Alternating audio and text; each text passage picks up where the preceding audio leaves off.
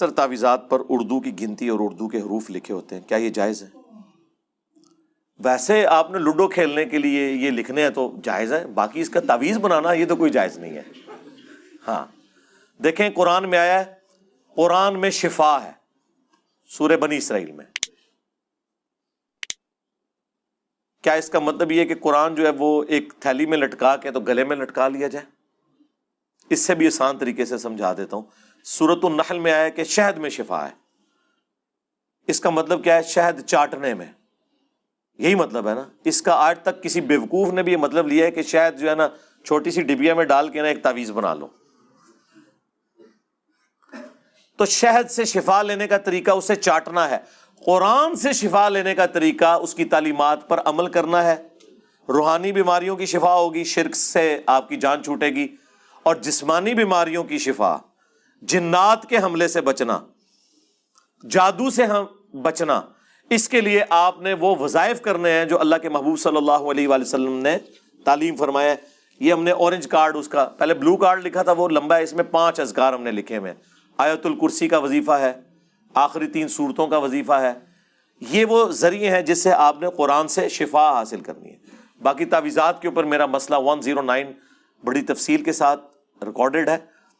تعویذات کو ہم مانتے ہیں، لیکن یہ والی تعویذات جن کو نبی علیہ السلام کہہ رہے ہیں المعوذات، جو صحیح بخاری میں حدیث ہے، نبی علیہ السلام رات کو سونے سے پہلے آخری 3 سورتیں المعوذات، 3 پناہ دینے والی صورتیں 3 دفعہ پڑھ کے ہاتھوں پر پھونک کر جسم پہ دم کیا کرتے تھے۔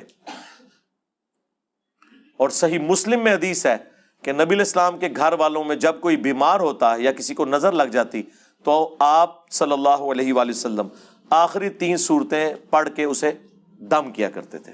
تو ہم تعویذات کو مانتے ہیں، لیکن کون سے تعویذات؟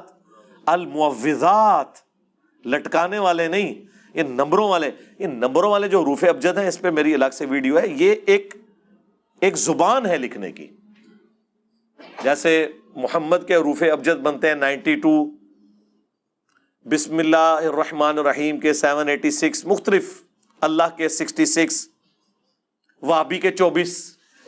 ہاں کہتے ہیں 24 نمبر۔ ہم جب دعوت اسلامی میں تھے تو ہم وہابی لفظ نہیں بولتے تھے، 24 نمبر کہتے تھے، ٹھیک ہے۔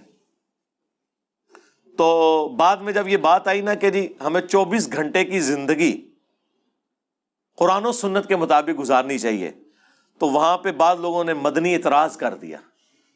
جیسے نبی اسلام کا بھی کہتے تھے نا کہ وہ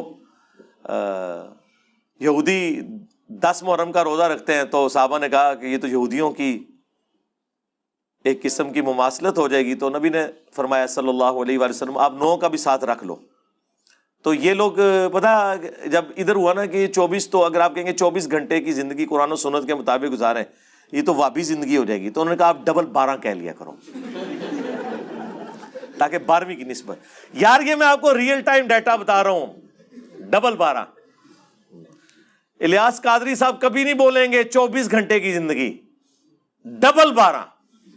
ہاں جب آپ کی پستی کا لیول یہ ہو کہ آپ ڈیجٹس کے اندر الجھے ہوئے ہوں۔ آپ میں اور غیر مسلموں میں کیا فرق ہے؟ وہ کہتے ہیں 13 نمبر جو ہے ان لکی ہے، ٹھیک ہے، اور آپ کہتے ہیں جی 12 نمبر لکی ہے، ٹھیک ہے۔ وہ سارے ہی اللہ کے نمبر ہیں بھائی، الحمدللہ۔ علی بھائی ہم سنتے ہیں کہ کسی نہ کسی کو تعویذ کروایا گیا، جادو کروایا گیا۔ جی پاکستان میں جتنے بے روزگار ہیں نا ان کے اوپر جادو ہوا ہوا ہے، جتنے آرڈر آمنے انہوں نے تعویذ ہوئے نے، ٹھیک ہے۔ اور تعویذ تو آپ کے ان بھائیوں کے اوپر ہوئے ہیں جو باہر کے ملک سے آپ کو پاؤنڈ اور ڈالر بھیج رہے ہیں، کہ وہاں پہ وہ ڈبل روٹی سے ناشتہ کرتے ہیں اور آپ یہاں 12 بجے اٹھ کے نا مرغ چنے کھاتے ہیں جا کے بغیر کمائی کے، ان کے پیسوں کے اوپر۔ تو تعویذ تو ان کے اوپر ہوئے ہیں کہ محنت بےچارے وہ کرتے ہیں، کھا رہے آپ کے اوپر کون سا تعویذ ہوا ہے؟ تو آڑی تو موجہ لگی ہے نا، ٹھیک ہے۔ کیا ایسی کوئی روایت موجود ہے کہ نبی علیہ السلام اپنی قبر میں موجود ہیں، دنیا کے حالات کو دیکھ رہے ہیں؟ نہیں، کوئی ایسی روایت موجود نہیں ہے، اللہ معافی دے۔ یہ جن کا بھی کلیم ہے یہ ان کا ذاتی کلیم ہے، کوئی ایسی روایت موجود نہیں، کوئی ضعیف روایت بھی اس کے اوپر نہیں ہے کہ نبی علیہ السلام قبر مبارک میں بیٹھ کے تو اپنے سارے امتیوں کو دیکھ رہے ہیں۔ یہ کرالریز بناتے ہیں وہ، اور اس سے عقیدے ڈیڈکٹ کرتے ہیں. جو عقیدے اچھل اچھل کے قرآن و سنت سے نکل رہے ہوتے ہیں نا وہ ڈیڈکٹ نہیں کرتے. بخاری اور مسلم دونوں میں حدیث ہے 70 صحابہ کو دھوکے سے شہید کر دیا چند لوگوں نے. حضور سے تو وہ جھوٹا بہانہ کر کے لے گئے کہ ہم نے اسلام قبول کیا تو ہمیں آپ اپنے بہترین افراد دیں وہ ہمیں دین سکھائیں. نبی علیہ السلام نے اپنے جانثار 70 قرآن کے قاری ان کو دیے. پہلی تو بات حضور کو پتہ ہی نہیں تھا کہ وہ قتل کر دیں گے ان کو, ورنہ حضور دیتے. تو علم الغیب کا عقیدہ بھی فارغ. علم الغیب یہ ہے کہ جب اللہ بتائے گا, اللہ نے نہیں بتایا, نہیں پتہ چلا. جب انہیں دھوکے سے شہید کرنے لگے ساروں کو شہید کر دیا. جب ان کے امیر کو شہید کرنے لگے سیدنا عاصم بن ثابت انصاری رضی اللہ تعالیٰ عنہ علیہ السلام, تو انہوں نے کہا اے اللہ ہمارے نبی کو ہمارے حال کی خبر کر دے. ہم دنیا سے جا رہے ہیں اس حال میں کہ ہم تجھ سے راضی ہیں اور تو ہم سے راضی ہو. اے اللہ ہمارے حال کی خبر ہمارے نبی کو کر دینا.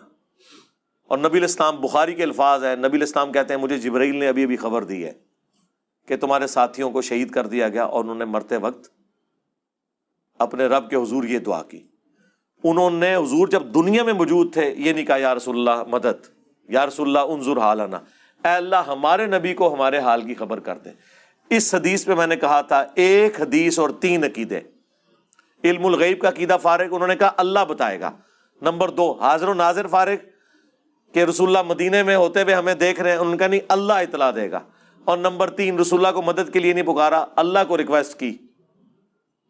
ایک حدیث جو بخاری مسلم دونوں میں ہے 3 عقیدے جو ہے وہ کلیئر کر دے گی. توحید کے نام کے اوپر 10 دھوکے توحید سے دور کرنے کے لیے. یہ میری ویڈیو آپ دیکھ لیں. اکثر اپنے بڑوں سے سنتے ہیں کہ جس مسلمان کی وفات والے دن یا اس کے جنازے کے دوران بارش ہو وہ نیک آدمی ہوتا ہے.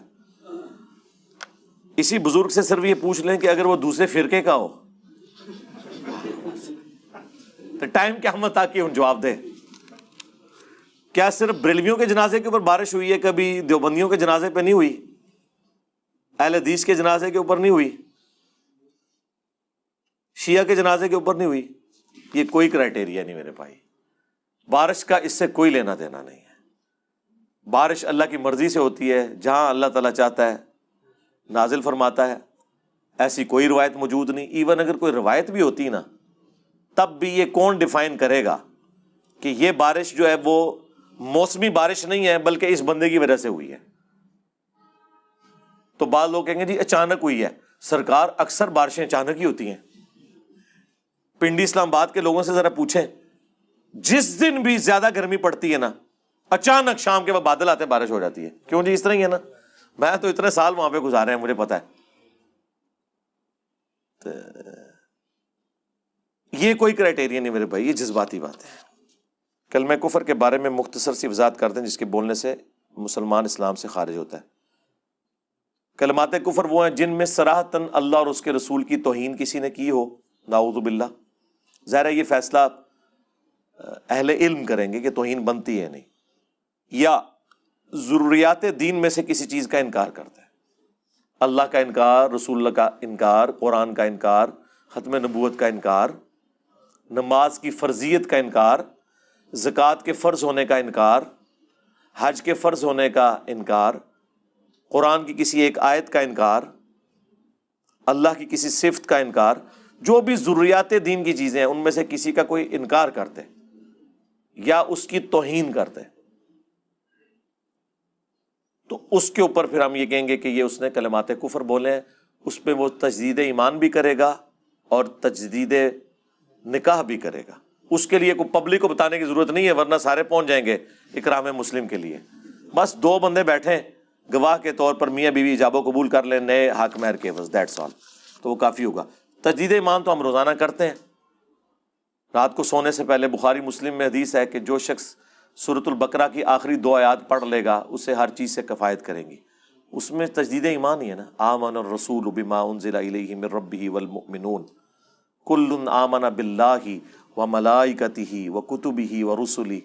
سارے کے ساری ایمانیات اس میں آ رہی ہیں.